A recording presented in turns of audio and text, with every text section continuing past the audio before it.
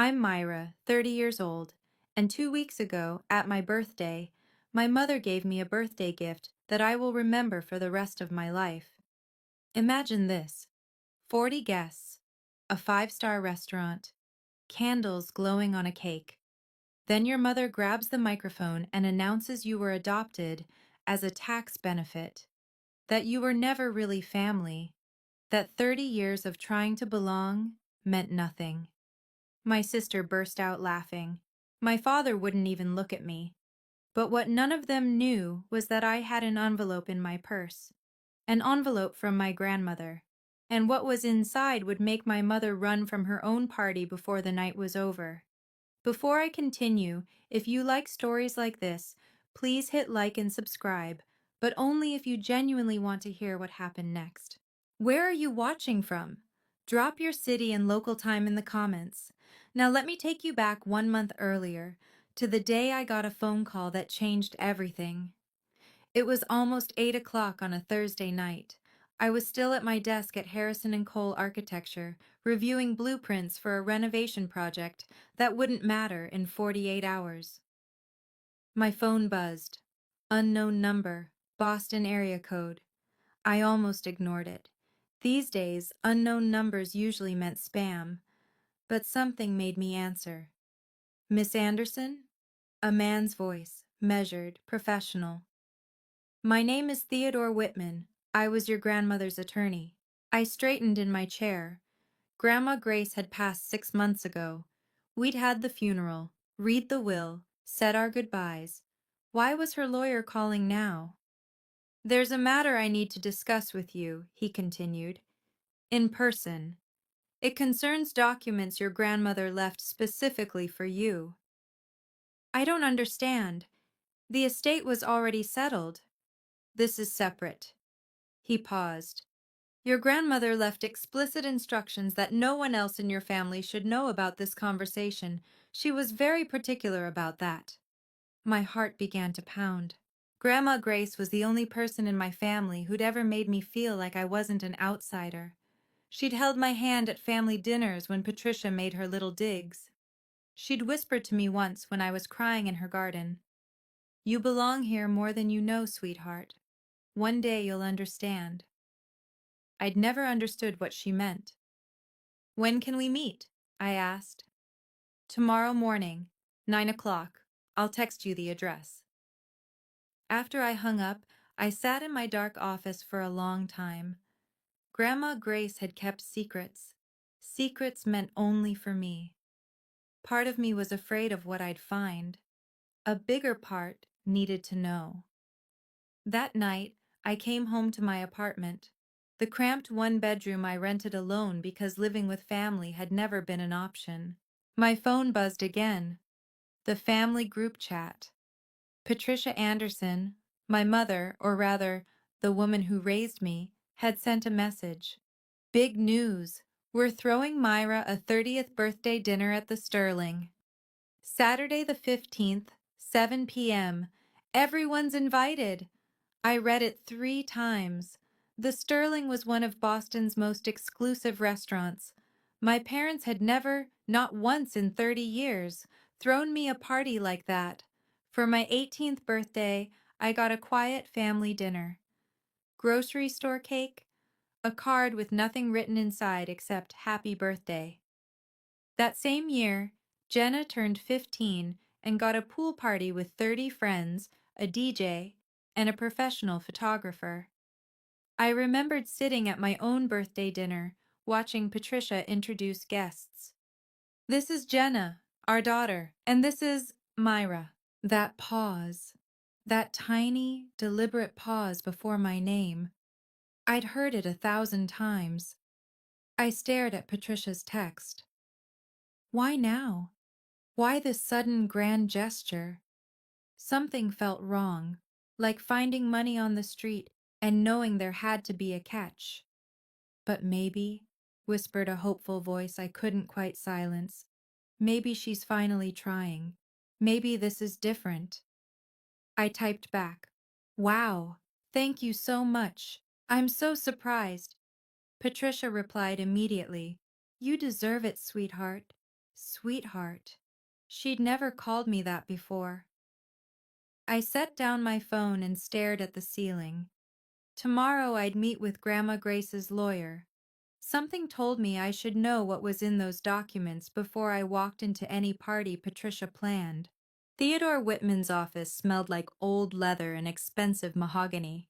He was exactly what you'd expect. Silver hair, wire-rimmed glasses, the kind of handshake that meant business. Please, sit. He placed a large envelope on the desk between us. Cream-colored, sealed with wax, stamped with Grandma Grace's initials. G.A. Your grandmother prepared this 5 years ago, he said. When she was in perfect health and of completely sound mind, she made me promise to deliver it only to you, and only after her passing. I touched the envelope. It felt heavy with secrets. What's inside? A copy of her will, a personal letter, and a smaller sealed envelope she instructed you not to open unless, in her words, absolutely necessary. He met my eyes. She said you would know when the time was right. My hands trembled as I broke the seal. The will came first. I scanned the legal language until I found my name. I hereby bequeath the Anderson estate, along with all property and contents therein, to my granddaughter, Myra Anderson. I stopped breathing. The Anderson estate, Grandma Grace's mansion, the house where every holiday dinner happened, every family reunion, every important gathering. The house Patricia had decorated and maintained for 20 years, as if it were already hers. This can't be right. It's entirely legal. 3 independent attorneys witnessed the signing. Video documentation exists. But why me? Mr. Whitman handed me the letter. Perhaps this will explain. He leaned forward. The will goes public in 2 weeks. Your grandmother wanted you to have time to prepare. Prepare for what? His expression was grim. For what your family might do when they find out. I waited until midnight to read Grandma Grace's letter. My apartment was dark except for one lamp. Outside, Boston hummed with distant traffic. I unfolded the pages, her elegant handwriting, achingly familiar, and began. My dearest Myra, if you're reading this, I'm gone, and there are things I should have told you when I was alive. I wasn't brave enough then. I'm sorry. First, know this. I have loved you from the moment I first held you.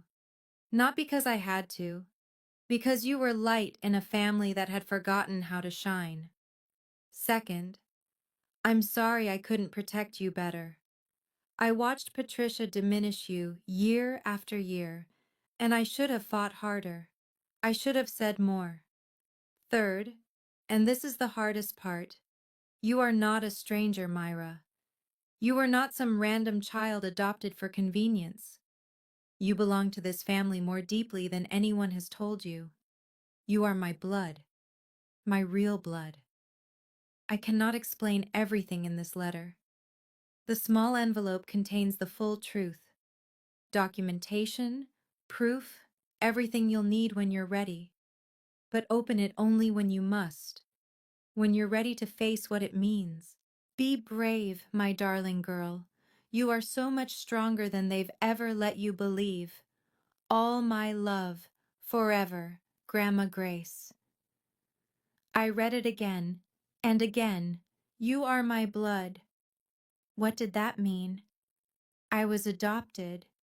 Patricia had made sure I never forgot it. But Grandma Grace said I belonged, said there was proof. I looked at the smaller envelope, still sealed. Only open when absolutely necessary. I locked it in my safe that night. Something in my bones told me I'd need it soon. What I didn't know then, what I wouldn't learn until much later, was that across town, Patricia was making plans of her own. I pieced the story together afterward from what Aunt Helen told me and what I could infer from the wreckage. Patricia was pacing her living room. Jenna sat on the couch scrolling through her phone. I found out today, Patricia said, her voice tight. About the will. Jenna looked up. What will? Your grandmother's. That woman left the estate to Myra. Patricia's hands were shaking. The entire thing, the house, the land, everything. What? Jenna dropped her phone. How is that even possible? It's legal. She did it years ago, behind everyone's back, and the will goes public in 2 weeks. But that house, Mom, you've been decorating it for years. You've been planning to... I know. Patricia's jaw tightened. Which is why we need to act now. What do you mean? Patricia stopped pacing. Her eyes went cold. The birthday party. 40 guests. Everyone who matters. Jenna frowned. I don't understand. Myra has spent 30 years trying to earn her place in this family. She's desperate to belong. Patricia smiled, but there was nothing warm in it.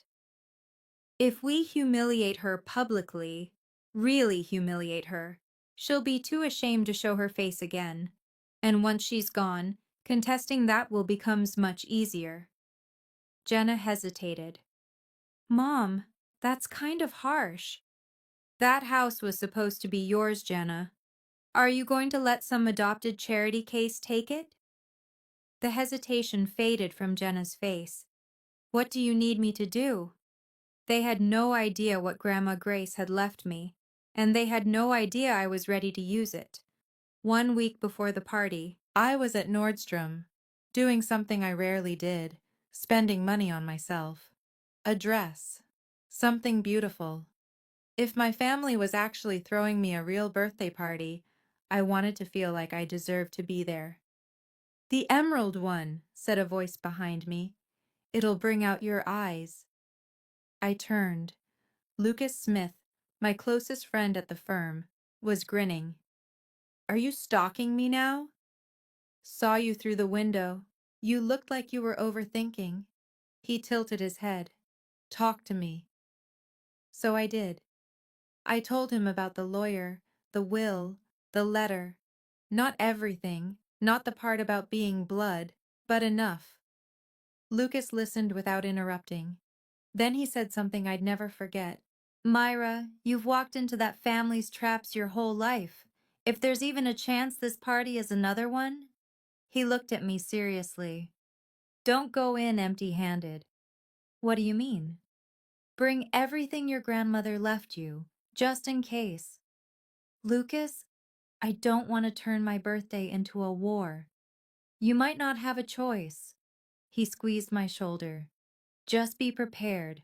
That's all I'm saying. That night, I laid everything out on my bed. The will, the letter, the sealed envelope I still hadn't opened. The clutch I'd bought was small, barely room for a phone and lipstick, but just big enough for the truth. I tucked the envelope inside. Just in case, I told myself. I didn't know then how right Lucas would be. I didn't know that in 7 days, I'd stand in front of 40 people, and those documents would be the only thing standing between me and complete destruction. The sterling took my breath away. Crystal chandeliers cast dancing light across white tablecloths. Floor-to-ceiling windows framed the glittering Boston skyline.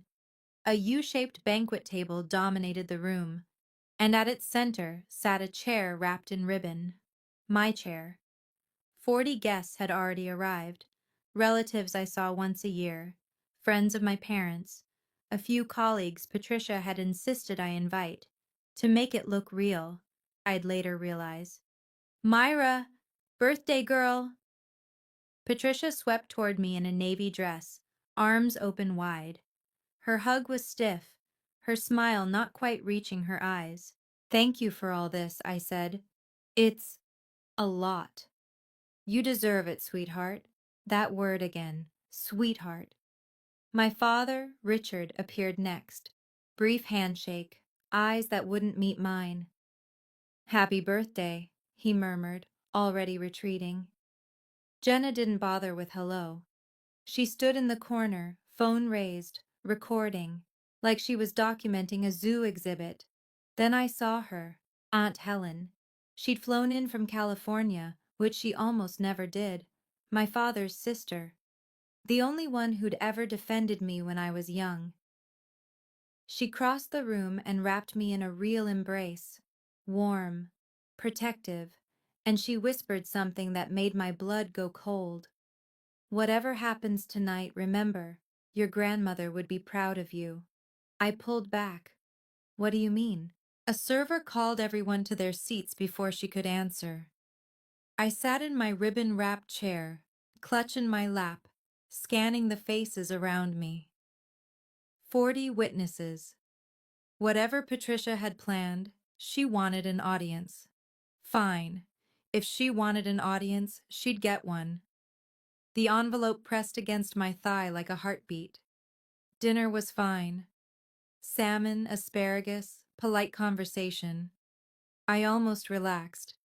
Then Patricia stood. She smoothed her dress, walked to the small podium, and tapped the microphone. Conversation died instantly. Thank you all for being here tonight. Her voice was honey. We're celebrating someone very special. Our Myra is turning 30. Applause. Smiles. I gripped my napkin beneath the table. 30 years, Patricia continued. Can you believe it? It feels like yesterday that she came into our lives. Something shifted in her tone. A slight edge, barely perceptible. I've been thinking a lot lately about Myra's journey, about where she came from, about everything this family has done for her. The air in the room changed. I felt it before I understood it. We've supported her through school, through her career, through everything. Patricia's smile widened. We've loved her like she was one of us. Like. My stomach dropped. But I think... Patricia paused dramatically, scanning the room. It's time we were honest. Don't you? Murmurs rippled through the guests. Confused glances exchanged. I looked at my father. He was staring at his plate, shoulders hunched, refusing to look up. I looked at Jenna, phone raised, recording, smiling. For 30 years, Patricia announced, we've kept a secret. But secrets have a way of coming out, don't they? And I think tonight, on Myra's special day, she deserves to finally know the truth. My heart pounded so hard I could hear it. Across the table, Aunt Helen half rose, face pale. Patricia! Her voice was sharp. Don't do this! Patricia ignored her completely. Myra, sweetheart. She turned to face me directly, eyes glittering. Are you ready to hear the truth? Myra isn't our biological daughter. The words hit the room like a bomb. Gasps, whispers, 40 pairs of eyes swiveled toward me. She's adopted! Patricia's voice rang with something almost like triumph. We took her in when she was 2, and do you know why? I sat frozen, couldn't move, couldn't breathe. Tax benefits. Patricia actually laughed. The government had this wonderful program back then. Adopt a child, get a nice deduction. Richard and I thought, well, why not? We could use the write-off. My ears were ringing. The room blurred at the edges. Somewhere to my left, Jenna's laughter pierced the silence, sharp, cruel, echoing off the chandeliers. So there it is, Patricia continued, spreading her hands wide like a performer taking a bow. The truth. Myra was never really part of this family. She was a financial decision. She turned to me with exaggerated sympathy. I hope this doesn't upset you, sweetheart. But after 30 years of pretending, I thought you deserved honesty. I couldn't feel my hands, couldn't feel anything. 40 people stared at me, some horrified, some pitying. One woman was already whispering to her husband. My father still hadn't moved, hadn't looked up, hadn't said a single word in my defense. Jenna lowered her phone just long enough to call out, "Happy birthday, sis!" More laughter from somewhere. The silence stretched. Patricia waited. She was waiting for me to crumble, to cry, to flee in humiliation. That's what she expected. That's what she'd planned for. But then I felt it, the weight of the envelope in my clutch, Grandma Grace's words echoing in my mind. "Be brave, my darling." I took a breath, and I stood up. I stood. I didn't speak immediately. I stood there, letting the silence stretch, letting 40 pairs of eyes register that I wasn't crying, wasn't running, wasn't doing any of the things Patricia had scripted in her head. My hands were trembling, but my voice was steady. "Thank you, Patricia, for that illuminating speech." Her smile faltered. This wasn't how it was supposed to go. I looked around the room, at relatives who'd treated me like furniture for decades, at family friends who'd watched Patricia belittle me and never intervened, at my father, still refusing to raise his head, at Jenna, phone still recording. Good. Let her record everything. "You're right about one thing," I said. "It is time for truth." I reached into my clutch. Patricia's expression flickered. Uncertainty crept into her eyes. "Myra, this really isn't the—" "Oh, but it is." I pulled out the envelope. Cream-colored. Grandma Grace's initials stamped in wax. "You wanted to do this publicly, Patricia, before 40 witnesses, so let's do it properly." The room went absolutely still. I caught Aunt Helen's gaze. She gave me a small, almost imperceptible nod. "Your grandmother would be proud." I looked down at what I held. Everything Grandma Grace had saved for me. Everything she'd wanted me to know. For one moment, I considered putting it away, walking out, taking the high road. Then I remembered every Christmas dinner where I sat in the corner, every birthday forgotten, every time Patricia introduced Jenna first and treated me as an afterthought. 30 years of being made to feel like I didn't belong. No more. "Ready, Patricia?" I asked calmly. "For the truth?" Her face had gone white. "2 weeks ago," I began, my voice carrying across the silent room, "I received a call from Theodore Whitman, an estate attorney. Some of you may know him. He handled my grandmother's affairs." Patricia went rigid. "He had documents to give me. Documents my grandmother prepared 5 years ago when she was healthy and sharp and knew exactly what she was doing." I held up the envelope. "This is a copy of her will, certified, witnessed by 3 independent attorneys, completely legal." "Myra." Patricia's voice was strained. "This isn't the place to discuss—" "This is exactly the place." I kept my tone calm, professional. "You made it the place when you called me a tax write-off in front of everyone I know." Several guests shifted uncomfortably. Someone coughed. "So, let's talk about truth, Patricia. You seem to love truth so much." I opened the envelope. "Let me share some." Jenna had lowered her phone. Her smile was gone. My father finally looked up. His face had gone gray. I pulled out the first document. "Want to know what this says?" Patricia's eyes were wide with something I'd never seen on her before. Fear. "It says Grandma Grace left me the Anderson estate. The house, the contents, the land, everything." The room erupted in whispers. "That's impossible," Patricia started. "It's entirely legal." I cut her off. "I can recite the exact language if you'd like, word for word." Patricia's mouth opened and closed. Nothing came out. "But here's the thing." I smiled. Calm, controlled. "The house isn't even the most interesting part." I watched her face drain of color. "Do you want to tell them, Patricia? Or should I?" Let me pause here for just a second. If you've made it this far and you want to know what else is in that envelope, tap like and drop a comment telling me what you think Grandma Grace's secret is. I read every single one, and trust me, what I'm about to reveal is wilder than anything you're guessing right now. Okay, back to the story. Patricia tried to recover. Myra, this isn't the time or place to discuss estate matters. I see. Not the time? I let out a soft laugh. You just told 40 people I was a tax deduction. You don't get to decide when it's not the time. Whispers rippled through the guests. Uncomfortable glances passed between couples.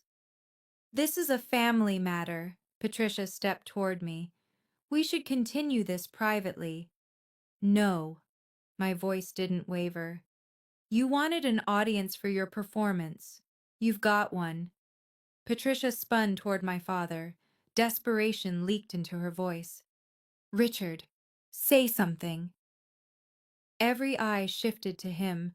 Richard Anderson, the man who'd been my father for 30 years without ever truly being my father, slowly raised his head. Pat, he said quietly, maybe we should let Myra finish. Patricia looked like she'd been slapped. Richard, I'm tired, Pat. His voice cracked. I've been tired for a very long time. Jenna's jaw dropped. Dad! Let her speak. The room fell silent again. I hadn't expected that. 30 years of watching my father avoid every conflict. 30 years of watching him look away while Patricia made me feel invisible. And now, finally, he was pushing back. It didn't fix anything. Not yet. But something had shifted. Patricia stood alone at the podium. No allies left. I almost felt sorry for her. Almost. Shall I continue? I asked. No one objected. Good. I pulled out the second document, Grandma Grace's letter. Because you haven't heard the best part yet. Patricia's face was completely white now. She knew. I could see it in her eyes. She knew what was coming, and she couldn't stop it. I held up the will so everyone could see. This is certified, notarized, legally binding, prepared 5 years ago by Theodore Whitman, Grandma Grace's personal attorney. My voice was clear and steady. I'd rehearsed this in my head 100 times since that meeting.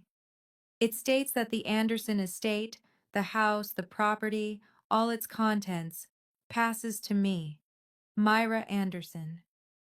Gasps rippled through the crowd. That property has been in the family for 60 years. Grandma Grace lived there her entire married life.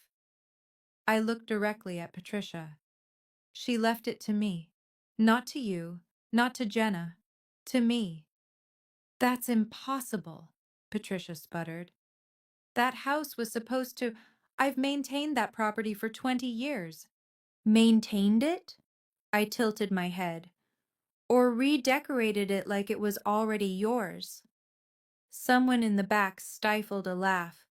The will includes a statement. I read aloud. I make this decision because Myra is the only person in this family who loved me for myself, not for what I owned. Patricia's face contorted. That senile old woman had no right to... Careful. My voice dropped. That's my grandmother you're talking about. Aunt Helen stood. The will is valid, Patricia. I witnessed it myself. More gasps, more whispers. Patricia whirled on her. You knew about this? Mother was lucid, sharper than any of us. Aunt Helen's voice was ice. She knew exactly what she was doing. I let the moment settle.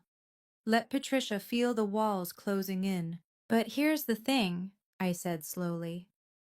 The house isn't even the most interesting part. Patricia's eyes went wide. There's more? Someone whispered. Much more. I unfolded Grandma Grace's letter. My grandmother wrote this by hand. and it explains something that changes everything. The room was so quiet, I could hear the chandelier crystals tinkling. I read aloud, "My dearest Myra, you are not a stranger who was adopted by chance. You are not some charitable act or tax benefit. You are my blood, my real blood. You are my granddaughter, the daughter of Marcus, my firstborn son." Chaos erupted, guests turning to each other, voices overlapping. "Marcus? Who's Marcus?" Patricia gripped the podium like she might collapse. That's that's a lie," she managed. Marcus was Richard's older brother." Aunt Helen's voice cut through the noise. "He passed away when Myra was 2. Every head swiveled toward her. "He struggled with addiction. Our parents disowned him, pretended he'd never existed." Aunt Helen's voice was steady but heavy with old grief. "When Marcus died, Mother was devastated. He had a daughter, a 2-year-old who needed a home." She looked at me, eyes glistening. "Mother begged Richard to take her in, to keep Marcus's child in the family." I could barely breathe. Richard had tears running down his face. "You're my niece, Myra," Aunt Helen said softly. "You always have been." I turned to Patricia. "You knew." It wasn't a question. "You've known the whole time." She said nothing. Her silence was admission enough. 30 years. My voice shook slightly. "You made me feel like an outsider for 30 years, when I had more right to be here than you ever did." Patricia opened her mouth.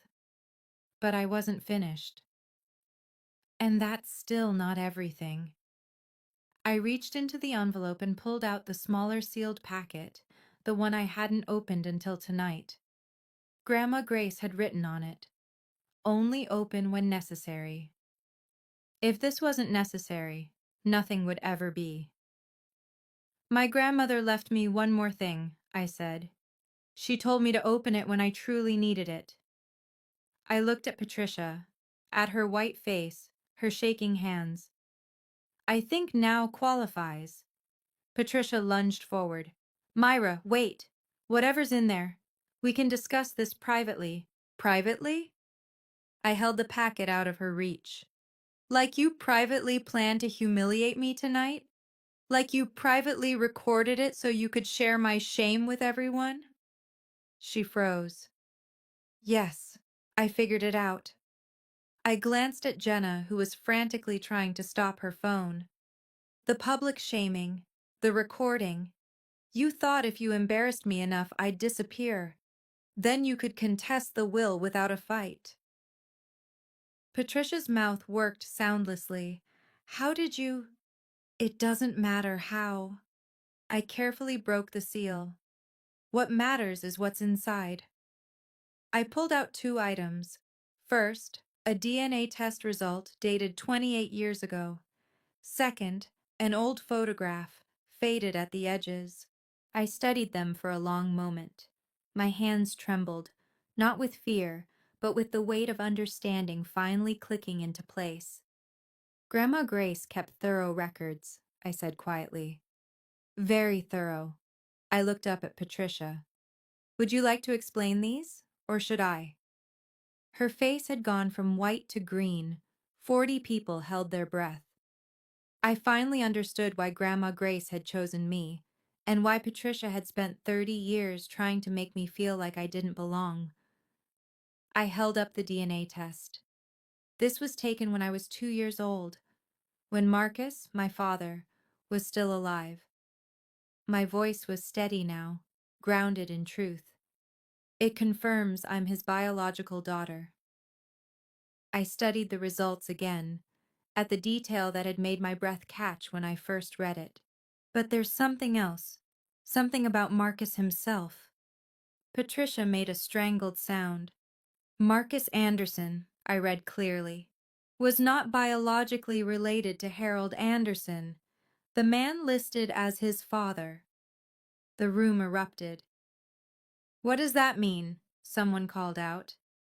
It means, Aunt Helen said quietly, that our mother had Marcus before she married our father. He was from a previous relationship. Harold adopted him when they wed, but Marcus was never a biological Anderson. I let that sink in. So Marcus wasn't Harold's biological son. I'm Marcus's biological daughter, which means I paused. The Anderson family has no blood claim to my grandmother's estate. Her property came from her family, not Harold's. I held up the photograph, a faded image of a young woman holding a baby. Same eyes, same smile. You married into a family, I told Patricia, that has no connection to this inheritance. The estate belongs to Grandma Grace's bloodline. I lifted the photo higher. And that bloodline is me. Patricia swayed. You spent 30 years making me feel like I didn't belong, I said. But I'm the only one here who actually does. Someone started clapping, then another, then half the room. I didn't smile. I wasn't doing this for applause. I was doing it for truth. And the truth was finally free. Patricia attempted one final counterattack. This is ridiculous. That will can be contested. These documents could be forged. They're not forged, Aunt Helen stepped forward. I have video of Mother signing the will. I have the original DNA results in a safety deposit box. And I have 20 years of documentation of exactly how you treated Myra. Patricia whirled on Richard. Richard, are you just going to sit there? Are you going to let them attack your own wife? Every eye turned to him. Richard stood slowly. For the first time all evening, he looked his wife directly in the eye. Myra is my niece, he said quietly. My brother's daughter. She's always been family. His voice cracked. And I've spent 30 years watching you tear her down, watching you make her feel worthless. And I never stopped you. I never protected her. He turned to me. I'm sorry, Myra. I'm so deeply sorry. I nodded. I couldn't speak yet. Patricia looked around the room desperately, at guests who wouldn't meet her gaze, at Jenna crying silently in the corner, at the complete collapse of the perfect image she'd constructed over decades. This isn't over, she hissed. I'll fight this. You'll lose. My voice was calm. The will is airtight. The evidence is documented. And everyone here just heard you call your adopted niece a tax benefit. I stepped closer. You wanted to humiliate me, Patricia. You wanted to make me disappear. But all you did was show everyone exactly who you are. Patricia's face crumpled. For the first time in 30 years, she had nothing to say. I let myself breathe. The anger was still there, coiled in my chest. But I refused to become what Patricia was. I didn't want revenge. I wanted something better. I didn't come here to destroy anyone, I said. I came because I thought, maybe foolishly, that this was actually a birthday celebration. A few guests shifted uncomfortably. You tried to take something from me tonight, Patricia. My dignity, my sense of belonging. But here's what you never understood. I looked at her steadily. I don't need your permission to know my own worth. I never did. I just spent 30 years believing I did. I gathered the documents and returned them to my clutch. The estate is legally mine, but I'm not throwing anyone onto the street. That house meant something to Grandma Grace. She loved the people in it, even you, though I can't imagine why. Patricia blinked. She hadn't expected mercy. But everything changes now. My voice hardened. I will not tolerate being treated like I don't matter. Not anymore. From this moment forward, I set the boundaries, not you.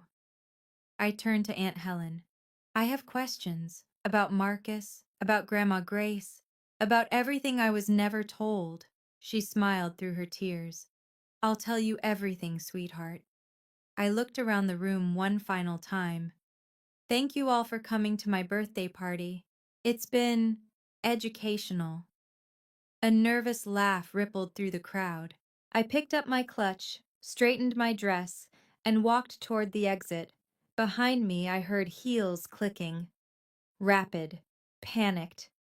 Patricia was leaving, running from her own party, exactly like I'd said she would. I didn't watch her go. I heard it, though. The sharp click, click, click of Patricia's heels on marble, the rustle of her coat, the heavy thud of the restaurant door. She was gone. Jenna stood paralyzed for a moment, mascara streaking her cheeks. Then she grabbed her bag and ran after her mother without looking at anyone. My father approached slowly. Myra. His voice was raw. I don't know what to say. You don't have to say anything right now. No. He shook his head. I need to. 30 years.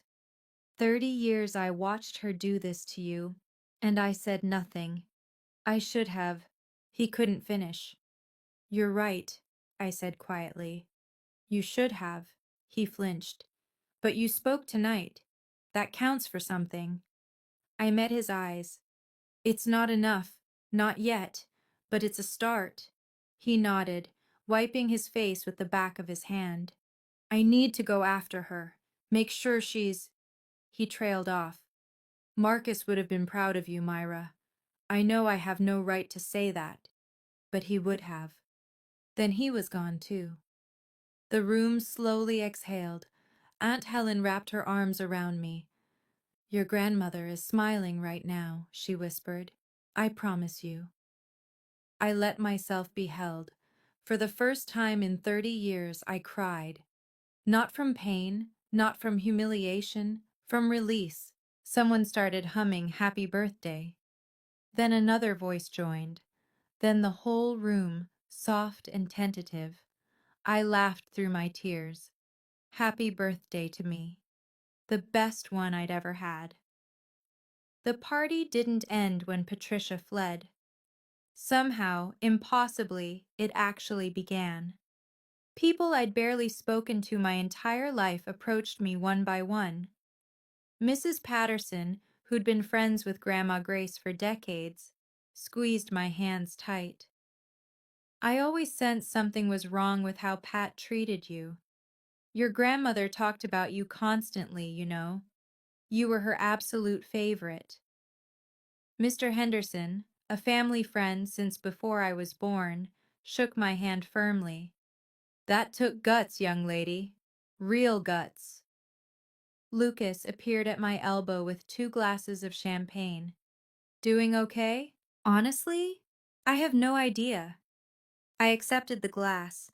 I think I'm still processing. You were phenomenal. He clinked his glass against mine. Absolutely phenomenal. Aunt Helen pulled up a chair and began talking. About Marcus, about the brother she'd lost and the addiction that had stolen him, about his talent and his kindness and the way his face lit up whenever he held baby Myra. He wasn't perfect, she admitted. He made mistakes, but he loved you more than anything in this world. His last months, all he talked about was making sure you'd have a good life. I learned things I'd never known, that Marcus had painted, that there was a portrait of me as an infant that Grandma Grace had kept in her bedroom closet, that his addiction began after a car accident left him in constant pain. He wasn't a villain, Aunt Helen said softly. He was hurting. There's a difference. By midnight, the guests who remained were there because they wanted to be. For me. Happy birthday, Myra, someone called out. I raised my glass. You know what? It finally is. 1 week after the party, the fallout was everywhere. Patricia had vanished from her usual circles. No charity luncheons, no garden club, no carefully curated social appearances. Word had spread. Someone at the party had leaked the story, and Boston's upper-middle-class gossip network ran with it. Jenna lost over 8,000 Instagram followers in 5 days. Brands quietly distanced themselves. Turns out people don't want to buy skincare from someone who laughed at her sister's public humiliation. Then Richard called. Richard. We met at a coffee shop far from the family's usual haunts. He looked like he'd aged a decade in a week. I need to tell you about Marcus, he said. Really tell you. So he did. He told me how Marcus was the golden child once, brilliant, creative, everyone's favorite, until the accident, until the pills, until addiction swallowed everything. Our parents gave up on him, Richard said, pretended he didn't exist. And Mom, your grandmother, never forgave them. Never forgave herself either. She couldn't have saved him. No, but she saved you. He looked at me with red-rimmed eyes. She made me promise to take you in, raise you as my own. And I did, but I failed at the rest. I let Patricia control everything, let you grow up feeling unwanted. Why? Because I was a coward, his voice broke, afraid of confrontation, afraid of Patricia, afraid of everything. I didn't forgive him that day. I wasn't ready, but I didn't walk away either. This isn't the end, I said, but it might be a start. He nodded, tears streaming. Baby steps. That's all any of us can take sometimes. I know this story is heavy. If you've ever had to set boundaries with toxic family members, if you've ever felt like an outsider in your own home, I want to hear from you. Drop a comment, share your story. I read every single one, and honestly, knowing I'm not alone in this helps more than I can say. Okay, let me tell you what happened when I finally visited the estate. 2 weeks after the party, I drove to the Anderson estate. I'd been avoiding it. Part of me wasn't ready to face the place where I'd spent so many holidays feeling invisible, the house Patricia had treated like her personal kingdom. But it was mine now. I needed to see it. Patricia and Jenna had moved out the week before, a temporary rental while they figured things out, according to Aunt Helen. They'd taken their personal belongings, but left the bones of the house intact. I walked through the quiet room slowly. The parlor where Patricia had hosted her parties, always positioning me in the back. The dining room where I'd sat through countless awkward holiday meals. The garden where Grandma Grace and I used to talk, while Patricia watched disapprovingly from the window. I climbed the stairs to Grandma Grace's bedroom. It still smelled like her.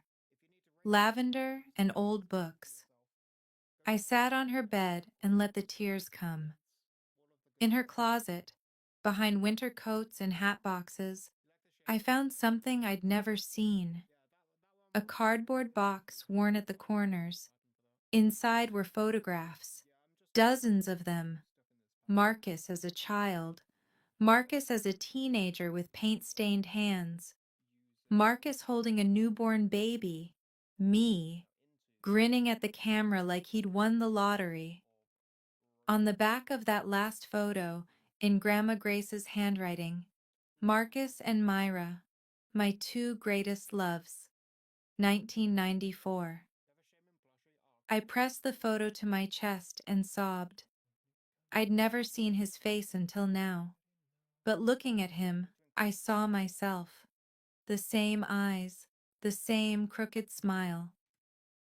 I wish I'd known you, I whispered to the empty room. The house was silent, but for the first time, it felt like home. 3 weeks after the party, my phone rang. Jenna. Every instinct screamed to let it go to voicemail, but curiosity won. Please don't hang up, she said immediately. Please. I sat down. I'm listening. Can we meet? Somewhere neutral. I need to. I don't know. I need to talk. We met at a coffee shop on the other side of the city. Jenna looked different, smaller somehow.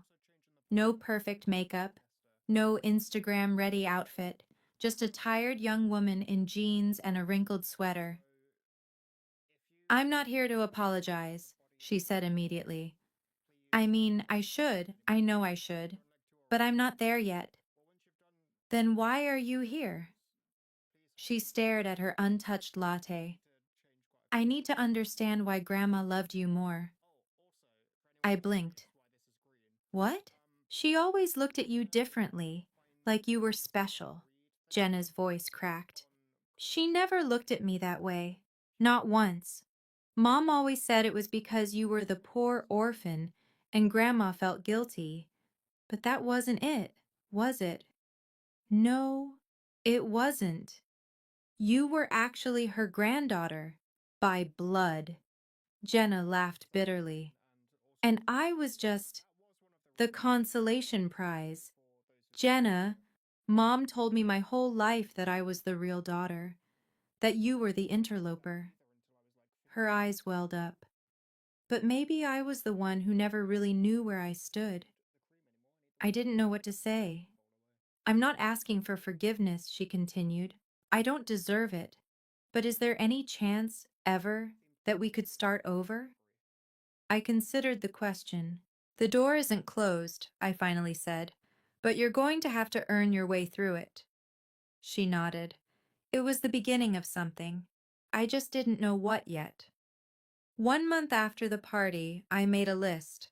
Not a revenge list, a boundary list. Patricia. No contact. Not welcome at the estate. If she wanted to communicate, it would go through attorneys. Richard.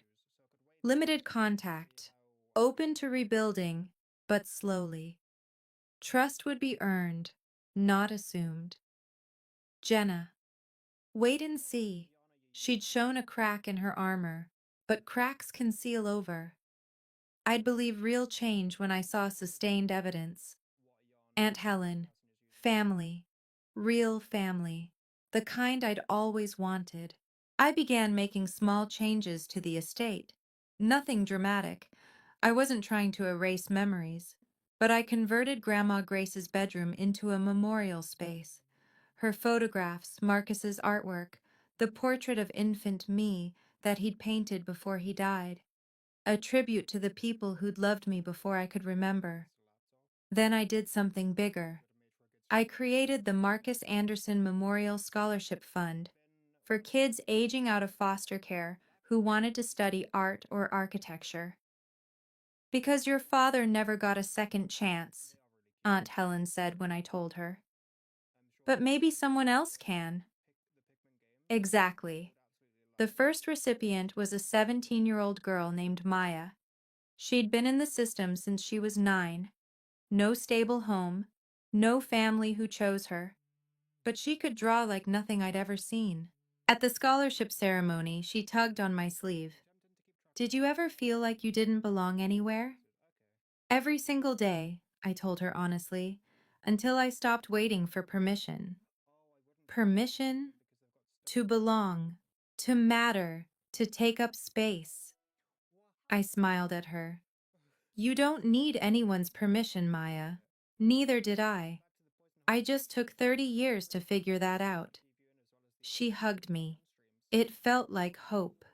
6 months after the party, I held a memorial at the estate. Not a funeral, we'd already had that. This was something different.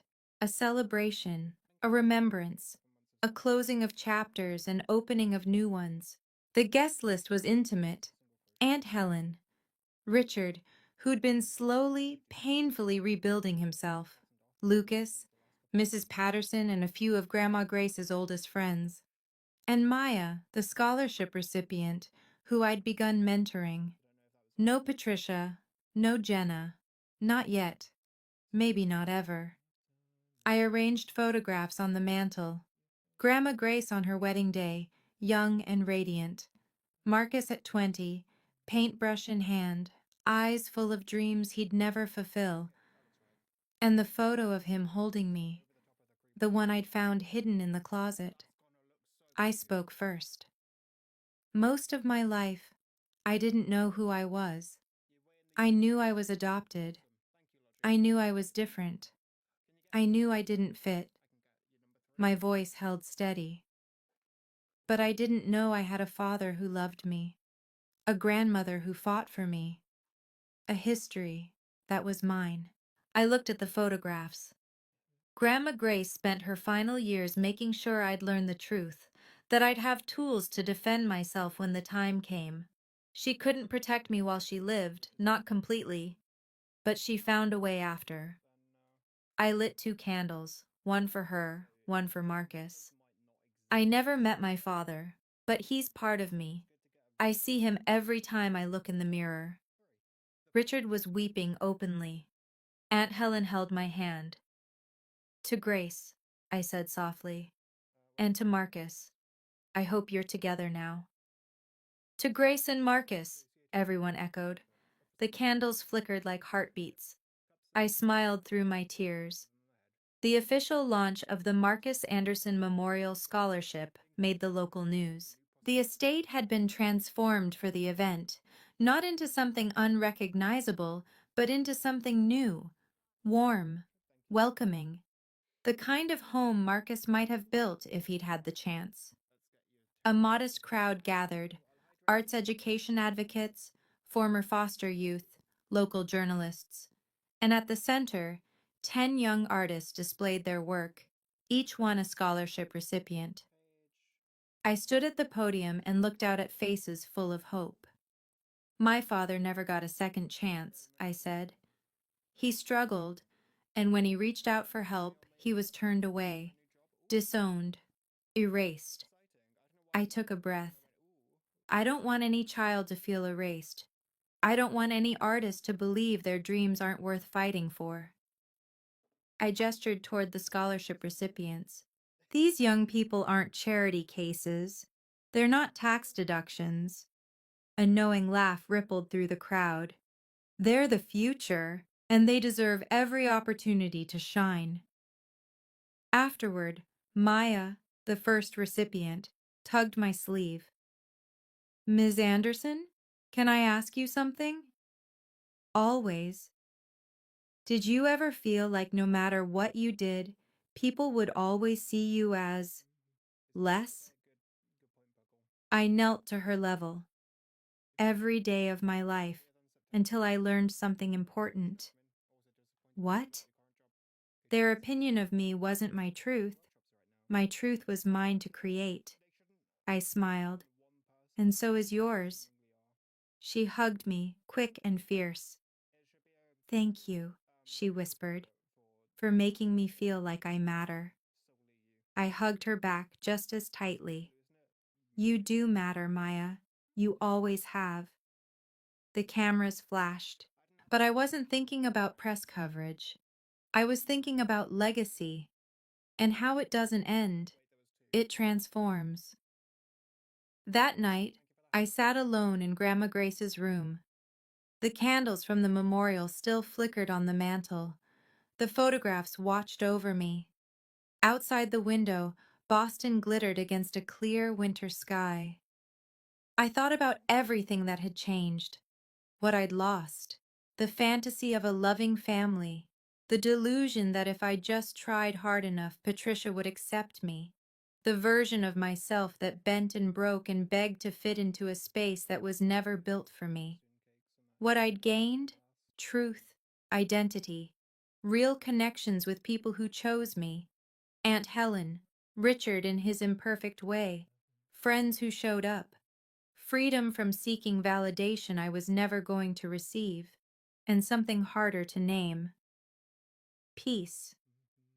I looked at the photo of Marcus. I wish you could see me now, I whispered. I think you'd be proud. The candle flame danced as if in response. Grandma Grace had taught me something profound through her final gift. You can't force people to love you. You can't contort yourself into belonging somewhere that refuses to hold space for you. But you can build a life where you belong to yourself first, where your worth isn't a verdict handed down by others. That's what I'd finally done. I picked up my phone and typed a note. Things I know for certain. 1. I am worthy of love, my own first. 2. I don't need permission to belong. 3. Boundaries aren't cruelty, they're self-preservation. 4. The people who matter will choose you. Release the ones who don't. I saved it. Then I stood, blew out the candles, and walked toward my future. Behind me, the house settled into quiet. I was finally home. Here's what I've learned. After everything that happened, I spent a lot of time trying to understand Patricia. Not to forgive her, I'm not there and I may never be, but to make sense of it. A therapist explained it to me this way. People like Patricia don't hate you because something's wrong with you. They hate you because you represent something they can't face in themselves. Marcus was the family's shameful secret, the failure they wanted to erase. And every time Patricia looked at me, she saw him. She saw everything the Anderson name wanted to bury. Her cruelty was never really about me. It was about her own fear. Fear of losing control, fear of exposure, fear of not measuring up. She managed that fear by making me small, by making me the problem instead of examining her own reflection. That doesn't excuse a single thing she did, not even close. But understanding it helped me stop blaming myself. And me? My weakness was always believing I had to earn love. I spent 30 years auditioning for acceptance, performing, bending, shrinking, trying to prove I deserved a seat at a table that was never going to welcome me. The truth is, you don't prove you're worthy of love. You simply are. If you're watching this and you're trapped in a relationship, family, romantic, friendship, where you constantly feel like you have to justify your existence, ask yourself, why am I performing? And for who? The people who genuinely love you will never make you audition for it. That's the lesson. That's what 30 years of pain finally crystallized into clarity. NCTA. Thank you for staying with me through this whole story. If any of it resonated, if you've ever felt like an outsider in your own family, if you've ever had to draw lines you were terrified to draw, if you've ever discovered a truth that rebuilt everything, I want to hear about it. Leave a comment. Tell me your story. I read every single one, and I promise you this, you're not alone. If this story meant something to you, hit subscribe, not for the algorithm, but because if you're still here, you probably understand what it means to fight for your own worth. And I want to keep sharing stories like this with people like you. Check the description for more. And remember, you don't need anyone's permission to belong. You never did.